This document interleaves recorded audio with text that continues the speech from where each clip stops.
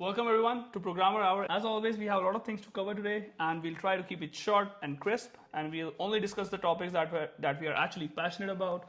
We learned throughout the week. We learned after the last episode, and just want to share with you and any new things that happen in tech. And as always, if you see or find anything that is worth talking or worth listening to, let us know. We will maybe do a bit of research on it, and in the next episode, we can discuss that topic. Yep. And if you think there's anyone who would like to see as a guest on our podcast, well, let us know in the comments down below as well. And if you are a next potential guest, well, hit us on our email. It's in our YouTube channel, and we'll see you soon. Yes, or just hit us on Instagram. We'll see you soon. Now, Kritika, I wanted to start this one a bit differently. This is a very interesting video. One of our favorite talks is Go to Conferences, and Chad Fowler. He has a very interesting take on what is going to happen in the future of software development. So I'm going to play this video for the next 2-3 minutes. And this is a video, by the way, that I have watched, but Kritika has no idea about. So I want to see her honest opinion, and I also want to see what you think about it. Let's play. Okay. Excited?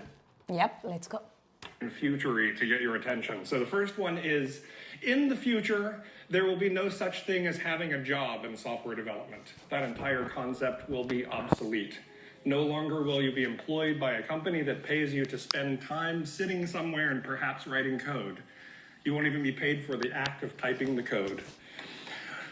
Part of that is because all software will be open source. That's a strong start. In the future. A very bold Have I start. lost you yet? No? Okay, good. All software will be open source. There will be a blockchain-based token economy that drives this open source software ecosystem. Now you're thinking, oh, this is bullshit. Yeah, I'm not with you. You may leave now if you do not want to listen to the rest of it. But I'm serious. I'm going to try and show you some ways that this is maybe not quite as bullshitty as it sounds. But this token economy will finally, once and for all, figure out a real funding model for open source software development. Those of us who've been in open source for a long time have been waiting for this to happen. So, because of these factors, programmers won't be paid to sit and work by the hour. As I mentioned, they'll be paid for contribution. Contribution could be source code commits, it could be replying to help requests on forums. It could be adding tests to code, writing documentation. All of this on this blockchain-based token economy. And many software features, if not most or all software features, will either be implemented by or assisted by, and I have to be very careful because Hila was just in here talking about the limits of automation, but assisted by coding robots. Artificial intelligence agents or artificially intelligent. That's just crazy. And it's not the end, it goes on. Agents that live out on the internet and work within the context of this token-based economy.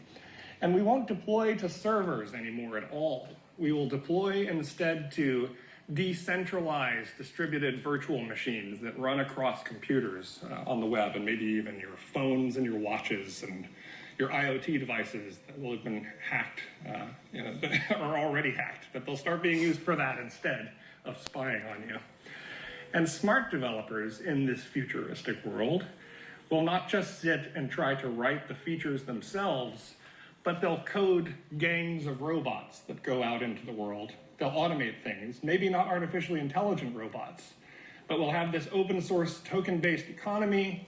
All software will be open source, which means if there's a security flaw released into the wild, the first person who writes the code that figures out how to patch it for everyone gets their contributions accepted and gets rich in a day. So things will be very, very different. Now, none of this is probably true, of course. We can't predict the future. All right. So what do you think about this? And the rest of the talk, about 43 minutes more, is him very eloquently explaining how all of these things can actually happen in the future, how he thinks and why he did come to this conclusion. Obviously, no one knows the future, but he gives a very strong, narrative and a very strong side of why all of this is possible. So, what's your reaction? What do you think? Oh man! First of all, I'm shocked, a bit surprised. I don't even know how that's going to work. I mean, for like we work for a bank, right? So let's talk about banks that have to go through a lot of compliances, and like the government is always after banks to make everything like super secure because they have client data, they have PII, personal identifiable information, MNPI, like anything that could go wrong, like with the bank, security wise, is expected to go wrong, right? So how is that going to work for them? Like, how can bank code be open source? Yeah, I think to be actually fair, we have to listen to the whole talk. We don't have that amount of time right now for this episode, but I do agree with you that the statement he made is very strong, saying that in the future the title software engineer will not even exist. There will be no job, no developer will be paid to sit and code for a company, and all the code in the world will be open source. Yeah, so there's 2 points here to note. First, that there would be no software development job, right? There would be no coders that would be paid to write code. This I can agree with. You really think so? I mean, I have a hard time believing that. I can agree that there can be a reduction in the total number of coders there right? Yeah. Because right now, if you're just doing super simple work, I mean, AI is already sophisticated enough to like replace you if you're just, but honestly, writing. Most companies, what they do today is, at least in my experience, at least I can talk about North America here. We are both from India, but we have always had any job that is within North America itself, right? We never worked in India. So I feel very confident to say that if an engineer's job is very easy, or the engineer is not putting in that much effort, the company would fire them. Like we saw about 100,000 developers getting fired last year, and even this year it is continuing. I don't think there's any developer job. I mean, there might be few here or there, but I don't think in general that there's any developer job which is just there and they are doing nothing. They are doing something very simple like clicking a button. Right, but what I'm saying is, jobs like these, if they exist today, they will not in the future at all. That's what I'm saying. So I'm not saying AI is gonna eradicate developers. Yeah. No, we're gonna see a reduction in number for sure. So the bar is, so the idea is that every developer would be so much more productive using AI tools that we would no longer need like 10 people working on a project, because 5 people instead of 10 can use those AI tools and be as productive, twice as productive as they are today. Exactly. Yeah, exactly. So fewer number of developers. So that I can agree with. Right. But the second point, that everything is going to be open source, that blows my mind. I don't see how that's possible. I respect you a lot. I listened to this whole conference, and I know you have many more talks. I would love to have you over on our channel, on our podcast, and discuss this with you in person or on a call. But I would love to talk to you about this. Why do you think this is even remotely possible? Because in my opinion, this can never be possible.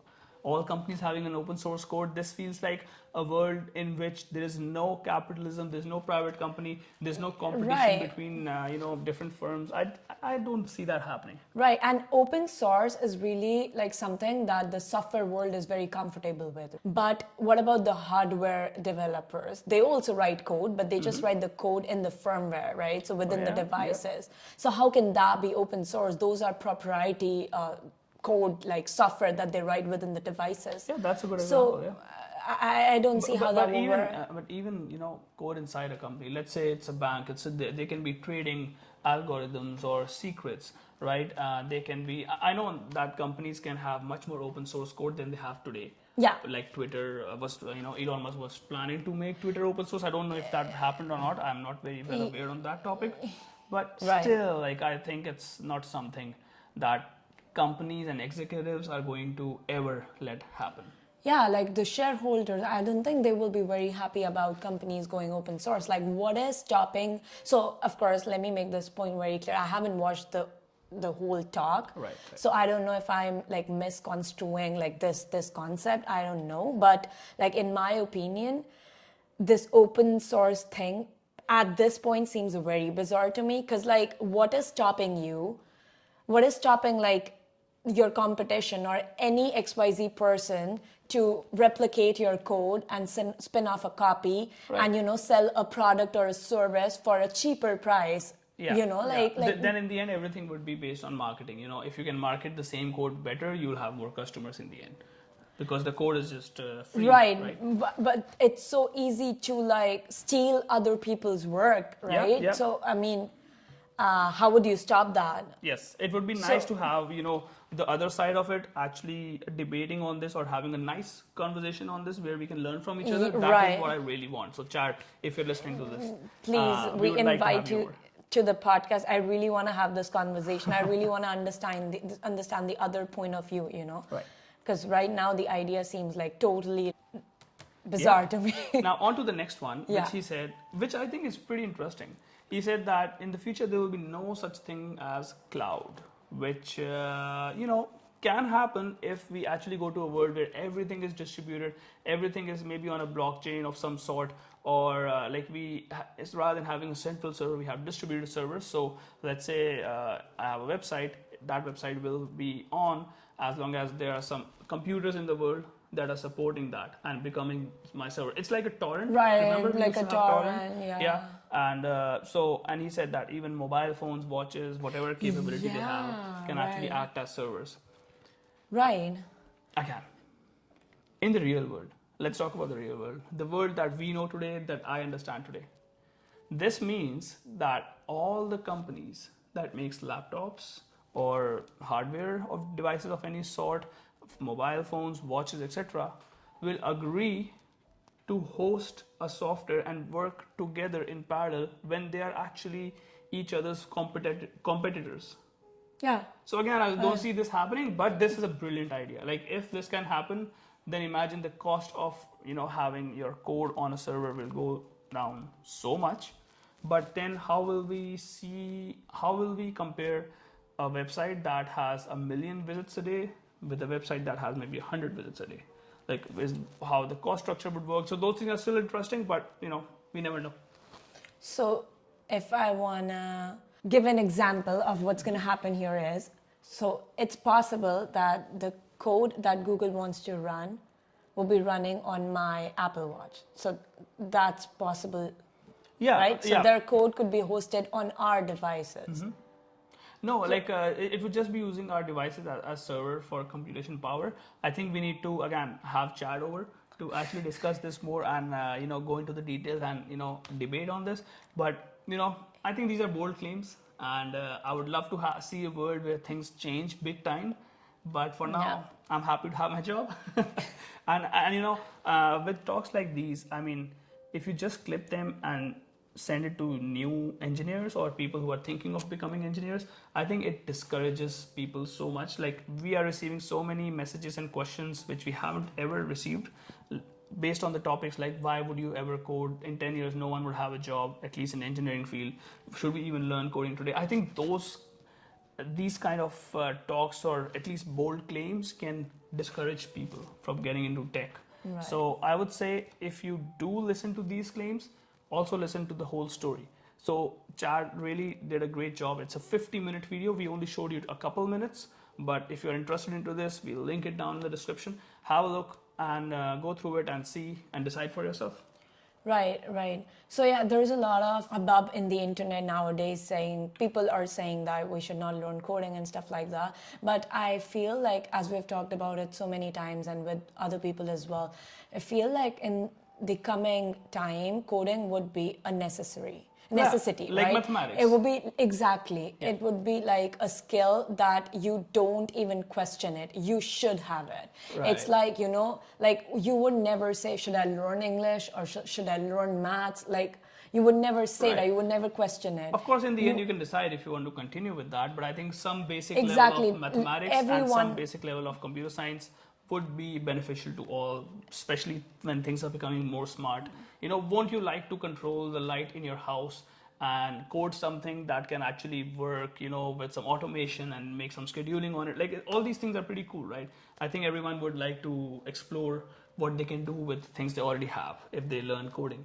Yeah, exactly. And learning to code brings me to my next topic, that if more people code and, have enough, at least a basic understanding, at least having a website in today's world is very important.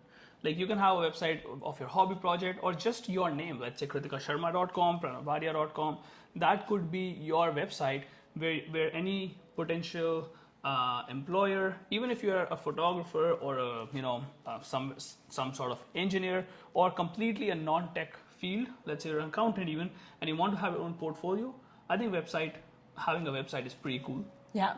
This reminds me, you recently made a video on how to use custom domain with Firebase hosting, right? Yes. So I want to ask you, why did you use custom domain for that? Yeah, I just think that a lot of people, especially a lot of students in tech, college students and things like that, they create projects, they create websites sometimes, and I've done this. We just host it and deploy it somewhere. Maybe we use GitHub pages or we use Firebase or AWS or anything. But I would say maybe 1 out of 100 examples in which I have seen that people actually have a website with a proper domain name. We all just push it somewhere into production and just have a domain name, then .substack.com, .firebase.com, Or GitHub, .github.io or something like that, right? So I think a lot of people, well, if you are trying to save money, that's totally fine. If you don't need to have a custom domain, I totally agree with that. But a lot of people think that it's very complicated to have that. And that is what I wanted to debunk in that video. So that the whole length of that video is 3 minutes and 59 seconds, so less than 4 minutes. And the tutorial part of that video is like 2 minutes long, right? So in about 2 to 3 minutes of your development time, you can have any project live with a custom domain. So I just wanted to prove that and just wanted to show you how simple it is, so that if you are still thinking about deploying a website to an actual custom domain where it can be abc.com, well, you can watch that video. And again, link in the description below. We'll also show you somewhere here so that you can actually go to that video and learn how to do that. I have a couple of questions to ask you. Yeah, what was the question? So yeah, you have recently started creating videos on a series called Things I Wish I Knew as a Student or as a new developer, right? And it's on Instagram and YouTube. And I think what book inspired you for that? You were reading something. So I'm reading a book called The Phoenix Project. Yeah, and I think Sherry or Carlos. It was Carlos who recommended that on our podcast. The Phoenix Project. Okay. And it talks about DevOps and really great. So tell me about it. Like why you thought there are some things that we should know as students, and what's going on with that book? Okay, so it's an IT novel. So it's like a storybook, but it's about DevOps and the importance of DevOps and how it originated, and also how businesses struggle with a lot of like IT issues but are never able to resolve them. Mm-hmm. So it kind of is, it's like a loop. Bottom line would be the importance of DevOps and why companies should not overlook having important meetings, talking about infrastructure, writing clean code, like why all of that. If you ignore all of that at the beginning, it will be a living hell where you're going to be drowning in technical debt, mm-hmm. and you don't have enough time to like rewrite all of your code because now you have 50 other important deadlines that you have to work on, right? So that's what it is about. That is interesting. Like technical debt, I think, is something that people don't know about much, but it is something that is crippling companies. Like exactly. I know I have worked for companies where I was the only developer. I have worked for companies where there were 2 developers. We together worked for a company where we were 5 of us in a team. And now we're working where like 25,000 engineers are there. And the story is same everywhere. There's so much technical debt, which no one is there to tackle, no one is there to clean the code up, and companies always have a struggle in deciding to make more money or to be more secure or to remove the technical debt. So that is always an interesting topic, but it is very difficult. I know, that's the thing. And nowadays, like in today's world, everyone is moving towards Agile. If you're not already using Agile, you want to use Agile in your company. So the first point of Agile is your ability to adapt to change, right? How quickly you can change. So to do that, what people don't understand is that writing clean code is so important, because your code should be written in a way that, it should allow change, right? Because difficult or complex code is impossible to understand. It takes you forever to understand, and it takes you forever to make any new changes, Right. which slows down your growth, slows down your productivity, your speed of writing new code, right? Yeah. And your ability to change as well. Basically, when people say you want to be agile and you want to, you want to change faster, the subtext is that you want to write better code, you want to write cleaner code. Yeah. And I know that you are reading this book, not me, but how much are you done with? Like, are you done with half of the book or? No, like 25%. Okay, so we need to pressure Kritika to complete that book before the next podcast. We'll have so much more to talk about. So yeah, comment down below that Kritika finished the book if you're watching this, and yeah, let's force her to read this. But you talked about a couple of interesting things even outside us recording this video, in which you said we have multiple environments, right? We have the dev environment, which is our laptop in which we code, right? Then we have a staging or QA, we have a prod, things like that, and we have multiple environments, and these things are so natural to us that we don't think about, and we have to actually reflect and think, hey, when we were students, did we know about this? And the answer is no. We had no idea that we would have different environments, and we would have no idea how that even works, right? But these things, I think, really, that when we were students, engineering students, I hope we knew about them, right? It would have been so much better as an engineer, getting through college and going to a company, knowing that these things exist in the world. There was no concept of DevOps, obviously, and we have studied in Indian universities and Canadian universities. A lot of our friends have studied in American universities, and no one taught this, right? Yeah. Right. So, like for us, for example, we had to do courses on our own on Udemy or on other platforms. Right. So we had to do web development on DevOps courses to learn all of these things like on our own, which is the story with most of our friends as well, most of our acquaintances. So I don't know, school, it gives you really good exposure. It gives you, it helps you build a solid network as well, right? Network too, and also a solid understanding of the basics of like your domain, right? Right. So like all the understanding of computer science, of how software work, how computers work, the best practices and all of that. Yeah. We did learn that in the school, right? But we just didn't learn, I would say, anything that... You know what, I also feel that all the professors, no matter how good they are in their own field of research, I do think that all those professors have been out of the job market for so long that maybe they don't even know that these things exist. Right. That is my fear. Canadian universities were much better than the Indian experience that we had. Like, it was much more practical here. In India, it was way more theoretical. Maybe it's just the universities we studied in, but it is what it is. So we are talking about our experience. But, I do feel that there should be some kind of optional courses that we can do, which would really teach us the practical stuff, in which universities can bring someone from the tech world who actually has a job, and maybe a tech lead or software architect of a small company. They could come and share so much more. To get an insight in what's happening in the job, right? Like, Right. what would you do on the job? So everything that we learned was kind of on the job training, right? So yeah, I would love that. I would love for that to happen, because there is this gap here. Professors, they teach so they have this curriculum that's set for years. Right. Like, it seldom updates, right?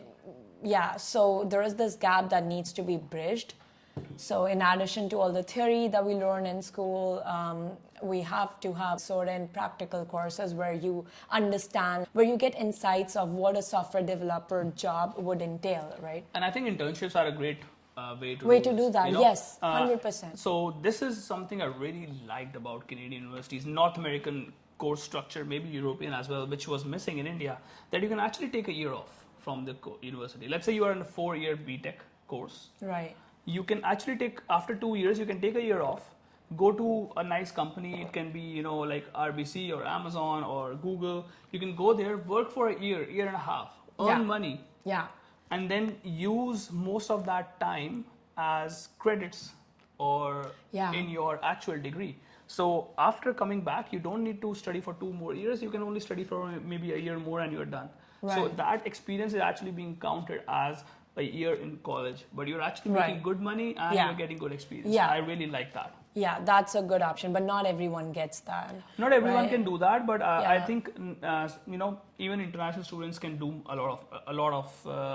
We have a lot of options now that were not there before. That is true. And even if you don't get the credit for it, you're at least getting the experience, right? So That you is can the also best. you can also go outside your course curriculum and look for internships and stuff on your own, or even part-time jobs. Yeah, it on is your own. always better to have your degree a year later, but with $100,000 more in your pocket and experience in your pocket, than having a degree 6 months earlier but being jobless then for a couple of years and having no money. Right. Right? I think having the experience is the most important thing. 100%. Why do most students go to colleges and universities? To get a job in the end. Like, I would talk about at least 90% of the students. Yeah. 10% yes are there for fun, or just have too much money, or just are curious, right? Right. Are curious and just want to learn. So we have that, but 90% do it for getting a job in the Yeah. end. And if you don't get a job in the end, and if you're not willing to do internships or part-time jobs in your field, then maybe reconsider. Especially that the tuition fees is so high now. Yeah, 100%. And I mean, going to a university doesn't guarantee you a job, right? I've seen so many videos now that people are really, if I can use this word, people are getting pissed off at the university that they go to, because the universities, the courses that they do, especially computer science courses, engineering courses nowadays, are so expensive. They spend all that money and then they graduate with no job. And when they go out in the job market, they're so furious that, like the gap that we were talking about, like they have no idea of what a job would entail, how much harder they have to work to get that job. They have no idea, and they're not good enough, honestly, for those jobs. And so a lot of people are right now blaming Canada. Like, we see that, especially on our YouTube channel, on the comments, we see that, hey, Canada doesn't have any jobs. Why are you still there? Maybe you guys are jobless. That's why you have a YouTube channel, because if you had a job, you won't have time for it. And all of these things, I think, just bullshit. Like, I'm just doing a simple LinkedIn search. Simple LinkedIn search. Let me also record my screen so that you can also have a look on what I'm doing here. All right. So I'm on LinkedIn right now. I'll write and say software. And I'm only searching in Canada right now. I have 9,000 results in Canada just by writing software.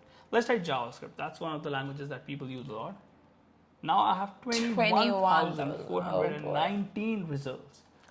Right now, let's say you're in America. Let's try that. 286,000 open jobs in America right now. So 10 times more. Let's write India. 126,000 jobs in India. I mean, no matter where you are, let's write England. 58,000. Yeah. You want to write Pakistan? I've never written Pakistan. Let's try that. Let's see. 1,800 jobs. So no matter where you are, there are thousands of jobs available for you. And companies are not getting enough engineers. But if you're not worthy, if you're not good enough, if you are not, why would a company hire you just because you did a degree? That's the thing. You know nothing. And then you're blaming the economy or you're the country. Blaming the institution, you're blaming the country, you're blaming the government, like you're blaming everyone else but you. Yeah. One should realize that if there are so many jobs available and everyone around you is getting a job, maybe consider that the reason you're not getting a job might be that you're not good enough right now, but you can be, right? Yeah, absolutely. You can work harder. And I mean, you should work harder. You should do courses on your own. Look at what those job descriptions are asking. Look at what are the skills that are needed to get that job. Get certified in those skills. It is true that universities could have made the material more practical and more closer to the real world. But it is also true that it has never been a time in the history of our lives where learning things have been so easy. And available for everyone. Right. We have tons of free material. Yeah. But you're paying thousands of dollars in a university. You can afford to buy a $10, $20, $50 course online. Right. So learning things have never been easier. Number of jobs have never been easier. Free resources have never been more. So I think, Yeah, and we have to realize that the bar is rising in every field, not just in software engineering, not just in computer science, but in every field, right? You cannot have the skills that people used to have like 20 years ago and to expect that you'll get the get a job like with the same set of skills. No, that's not the case Absolutely. today. We have to work much harder. Yeah, absolutely. Absolutely. Yeah. Now I want to talk to you about, I want to actually learn something from you. So I know you are an Excel expert.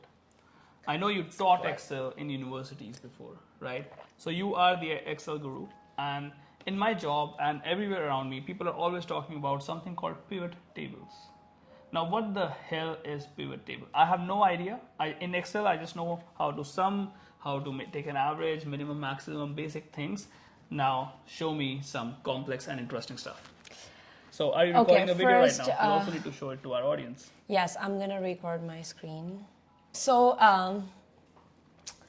it's an interesting topic. I'm gonna show you an example. So Okay. we're gonna create pivot tables.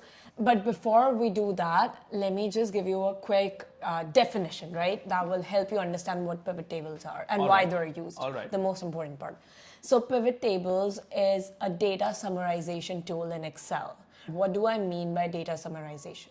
Is that you can use pivot tables to basically query your data. For example, in SQL, you have databases, right? You have tables and relationships between tables, and you use the SQL query language, right, to query the data. Right. Similarly, in Pivot, in Excel, you can use, there's various different ways to query the data, and pivot table is one of them. As Now, simple when you as say that. query the data, does it mean, let's say I have 1,000 employees in the Excel file with name and their employee ID and their address and the salary that they make and the title they have. So let's say I have 1,000 of them. Do you mean I can query I can just filter out all the employees with salaries higher than $1,000, or do you mean something else? Just for me to understand. Yeah, exactly. So use cases like that. Go through the example. So I have a demo table already. I have it ready here. So let's say for example, this is the sales data of company XYZ, right? All right. So now, let's understand what this data is. So you have your table headers here, right? So you have year, month, type, salesperson, region, sales units, order number. So these are all the columns that we have in the table. And now these are the different rows. So your table has some 444 different rows. Let's just understand with an example of let's make sense of this data, okay? So now, what does this mean? So this means each record tells you in which month, so in the month of January, in the year 2013, Bishop, the salesperson here, Bishop, sold this amount of ice cream in this region, in the West region, which equates to 1,597 units of ice cream, and this was the order number, right? So each record tells you about the different salespeople, regions, the different type of dessert that you sell.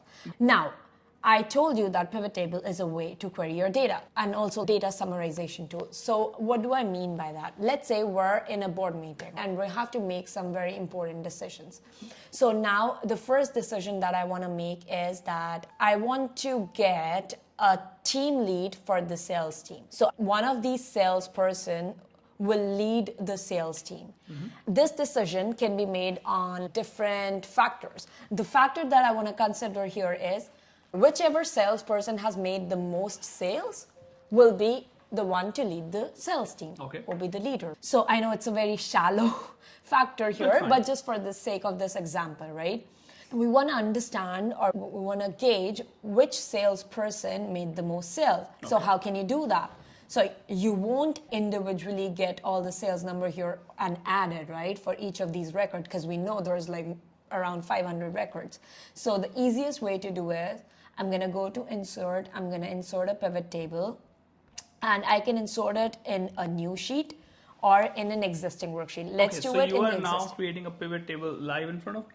Right. Can you go through those steps again just quickly? So what did you do? What did you select first? So I'm going to go to insert, and I'm going to click on pivot table. All right. Right? Straightforward. Yeah. So now there's two options. I can choose to create the pivot table in a new worksheet, right? Or in the existing worksheet. Now, for the sake of this example, we're going to create it in the existing worksheet so that we can like juxtapose, so we can have the pivot table as well as the sales data in the same worksheet, right? Let's do that. Okay. So I'm going to select where I want to create the pivot table. Let's create it in the cell J4. I'm going to hit OK. And voila. it's still empty. There is no table, right? A lot of people, they feel like, okay, as soon as we insert the pivot table, there's going to be something here, right? But That's what I that's thought. the beauty. That's what I know. A lot of people do that. The key here is that you want to query your data. What was my query? My query was that I want all the list of the salespeople with the total number of sales they made, right? So how can I do that? I have the salesperson column here. Right. Let me put it in the rows. So now here, look at that. So you have all the unique. So I have all the list of the salespeople, which should be unique, right? Because I just want one entry per salesperson. This is cool. Okay. Right. So far, so good. So it's already coming along. And now the Very other easy. thing. I didn't have to type any complicated formula or anything like that. Exactly. Okay. It's very visual. It's very like a drag and drop kind of thing. I like that. The UI. Okay, so now the other thing I wanted was the total number of sales, right, for each salesperson. Correct. So you can take a guess. I have the sales column Select here. the sales column. Yeah. Right. I select the sales column and I put it in the summation values column. Why? Because I wanted How did this automatically sum the sale? So that's the beauty of Excel. Excel, whenever it sees numbers, it automatically sums it. And whenever it sees text, it automatically counts it. And is there a way to do something else? Yeah, you can. For example, okay, so this is cool, first of all. I did not know this is possible. Now, what if I don't have a column in which I have the total dollar amount of sales? What if I have two columns? One is for quantity and one is for item price. And then you need to give me the person who made the most sales, because then you need to multiply column 1, which is the numbers, with column 2, which is the price for each item. So is there a way to do that as well? Or is it too complicated right now? Okay, let me understand that. So you have the units here, okay? And then you want to add a column which says price per unit. Is that what you're saying? It was the opposite, but yeah, let's do price per unit. That's also fine. Okay, I'm going to have to insert a column then. Okay, I'm going to divide this by this. All right, that's perfect. So we have the unit price of each and every sale. So now we have price per unit. Right. Now, instead of summing just the sales, I want to multiply unit with price per unit so that we get the same number but with a different formula behind it. Okay, now I get it. Yeah. No, so these kind of calculations, you don't do that in the pivot table. You do it beforehand, and that's part of your table. So pivot table is a data summarization tool. You can summarize your data in this way, but not like make calculations. Right. So for calculations, you would still use you would add into the column like you just did, like magic. It worked, right? Right. You added a formula and it worked, and then you would have the total number of sales still using one column. Exactly, right. So that's the reason it is a bit of a drag and drop kind of UI, because you're not writing formulas. You're just summarizing the data you have in the form of a table. And then later on, when you're done with your summarization, you can also create charts and stuff like that, right? I like that. Like, this is very cool. So I'll try to do something on my own now. Let me give you another example first. Okay, let's go ahead. Okay.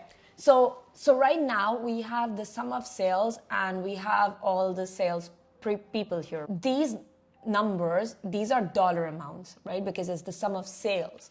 So right now, if you had to make the decision of saying who the lead of your sales team should be, is it easy for you to make that decision now by looking at these numbers? Yeah, it is easy. It would be easier if it was sorted and Exactly, right. So by the look of it, right now, these are not in a very standard format, right? So some are like 1 decimal places, some are 2 decimal places. So it's a bit hard for us to gauge what this value is as opposed to what that value is and which one's higher, right? And it would become more difficult if we have a lot more salespeople. Exactly. Right? So right. So now a good next step would be if I go to, let's say, the sum of sales, right?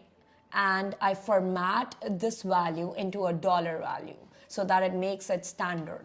So I'm going to go here to this field, sum of sales. I'm going to right click, field settings. I'm going to go to number. right? And then I'm going to select the currency category because these are supposed to be dollar amounts, right? Sure. And now I can select the decimal places I Let's want. remove the decimal. Because we are talking about hundreds of thousands of dollars. I don't think decimal will make any difference. We can remove the decimals. I like that. And we can, so you see the sample here, you can choose like whatever format you want. The symbol should be dollar because it is indeed a dollar amount. I'm going to select OK, hit OK again, and there you go. So now look at that. That makes it so much visually.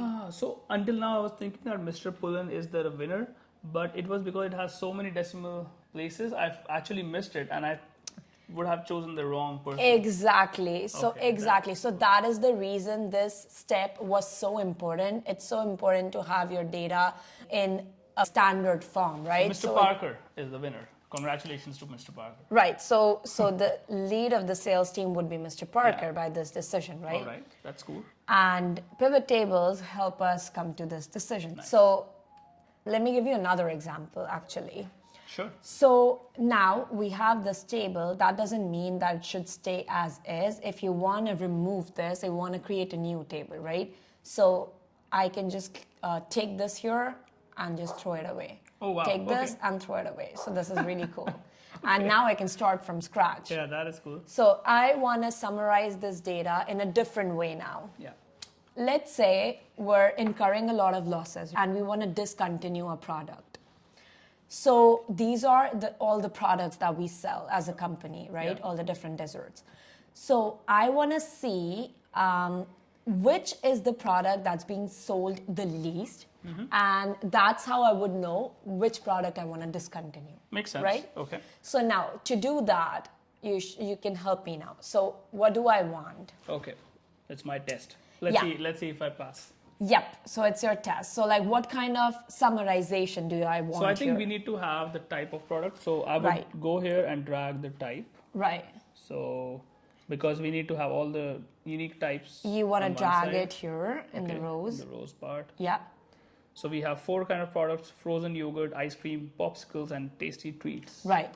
Interesting. Right. So now you wanted to see which product is sold the least. So I think I can bring in the units part, right? Because price per unit and sales won't make a lot of sense. So I'll bring in the units. So let's go and drop it in the values part. Right. And I think the answer is pretty clear, but let's also make this field with some commas. I think that would be a nice, thing to have. Use separate. thousand separator. I don't want decimals. It doesn't make any sense anyways. All right. There you go. Ice cream is the winner, and we are going to discontinue popsicles. Right. So you see, a decision like this is made so easy with pivot table. And creating pivot table is so easy. I was under the impression that this is going to be a complicated topic for some reason. I know a lot of people think that way until they see how they're actually created. I always tell this to all my students. So the most difficult part you're gonna face with pivot table is deciding what kind of summarization you want. Yeah. Deciding what is the question that you want to answer. True. That's the most difficult part. So like, for example, in this case, we wanted to discontinue the least sold product, which we now understand is popsicle. But what if we don't want to discontinue this product from all our region? We just want to discontinue it from certain region that, where it's not selling enough. Maybe popsicle is the best seller in the north region. Exactly. So if we discontinue it from there, that would be a stupid decision. Wow, for I the didn't even north think of that. Okay. Exactly. So that could be cool. the next question we want to answer. Can we do that right now? Yeah, we're going to do that right away. Let's do so now I want to bifurcate that, or I want to categorize these by region. So let me take the region column. I'm going to put it here. But this is not very visually appealing, so let me reverse this. This makes more sense. So now you have the different regions, and you're subgrouping each of these desserts, each of these products that you sell. Is it also possible to sort this column? Based on regions. Yes, so you can sort it ascending, descending. Let's do ascending. I think it was already ascending. No.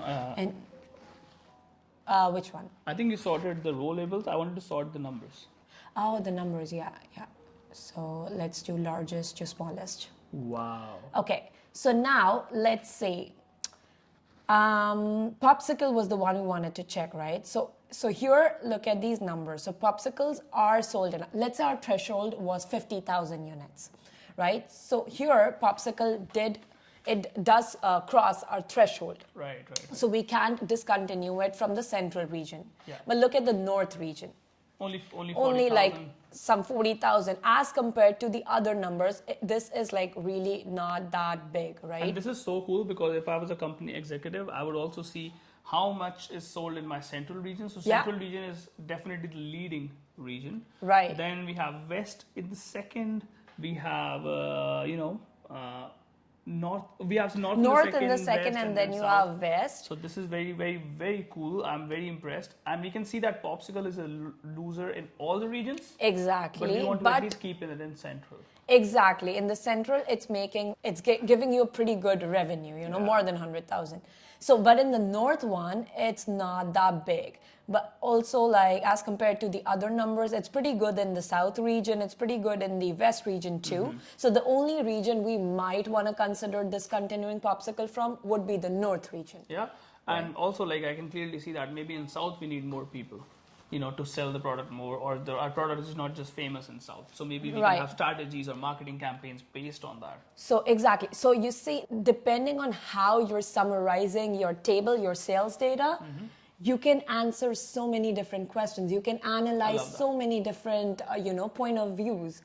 And I think if you are a developer working in any company that deals with numbers or things like that, I think you should use things like Excel, but these things can also be done with SQL or Mongo. So bring those insights to your managers, to your senior leaders, and they would love it. Like, they would love to make business decisions based on numbers. And this is, better than anything I expected. Right, 100%. I mean, Excel is good for even 100,000 of rows of data. It's still good. As soon as you have like more than around 1 million or something, switch to a database 100%. Like Excel would. I would say if you're working on a software, start from a database from day one. I'm not promoting Excel for any kind of software. I think it is not good enough. Oh yeah, no. If you're not if you're not an engineer working with a code base, then Excel has so many features that we don't know about. Right. Yeah. Especially for pretty quick things, pretty like basic and quick things. Excel is your friend, like this is as quick as it gets. So exactly. Cool. Yeah. Did you want to try something? I'll just play around with a few things. So let's say I only want to now. I'm curious about what this filter thing does. So if you put anything in the filter column or in the filter area, you can filter this data in the pivot table based on that field. Yeah, so let's say I want to get all the sales from the year 2015 only. So I brought this in. Right, here. so now you can filter 2015 and you'll just get the data for 2015. Okay. There you go. Cool.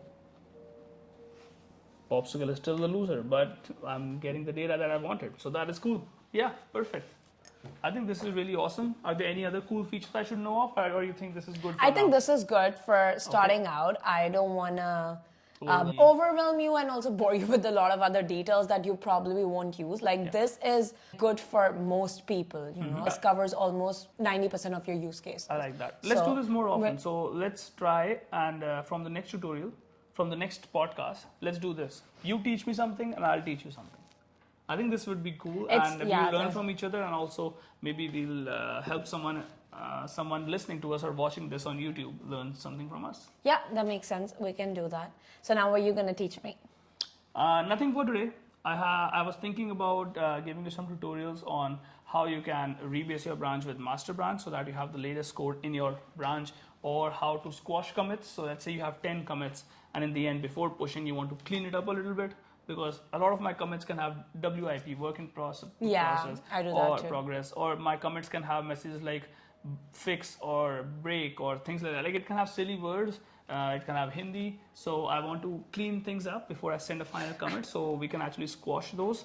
But seeing what you prepared today, I think I'm not ready for my tutorial. I need a week. I will prepare it very well, and then I'll come back. Oh God. You're threatened by my preparations, huh? Did you record this? Did you stop the recording? I just Okay, stopped it. perfect. I was afraid that we completely missed it. No. Cool.